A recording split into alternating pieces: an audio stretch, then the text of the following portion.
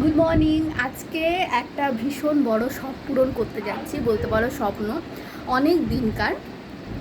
তো সেটা হচ্ছে আমি আমার চুলটা ডোনেট করতে চলেছি। তো এই শখটা আমার অনেক দিন ধরে, তো আমি কোনোভাবে কোনো মানে এনজিওর সাথে বা হেয়ার ডোনেট করে তাদের সাথে কন্ট্যাক্ট করতে পারছিলাম না। মানে কে কাকে দেবো, কী দেবো, মানে কী করে দেবো, প্রসেস কোনো কিছু জানতাম না। তো অনেককেই জিজ্ঞাসা করেছি, অনেক কিছুই হয়ে মানে করেছি আর কি। তো কোনোভাবেই পারছিলাম না। তো আলটিমেটলি একটা ফাউন্ডেশনের সাথে আমার এনজিওর সাথে আর কি যোগাযোগ হয়েছে।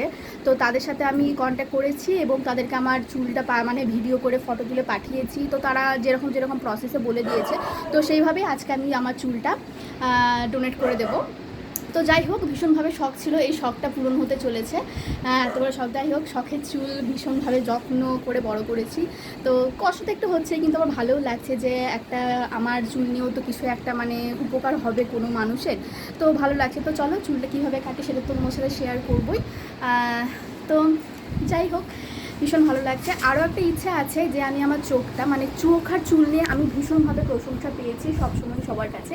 তো এইটা ভীষণ ইচ্ছা আছে যে চোখটা আর চুলটা তো এখন ডোনেট করেই দিচ্ছি, আর চোখটা কী করে ডোনেট করব, তো সেটা আমি প্রসেসটা ঠিক আমি জেনে নেব, কোথায় মানে আমি আর কি ডোনেট করবো বা কীভাবে।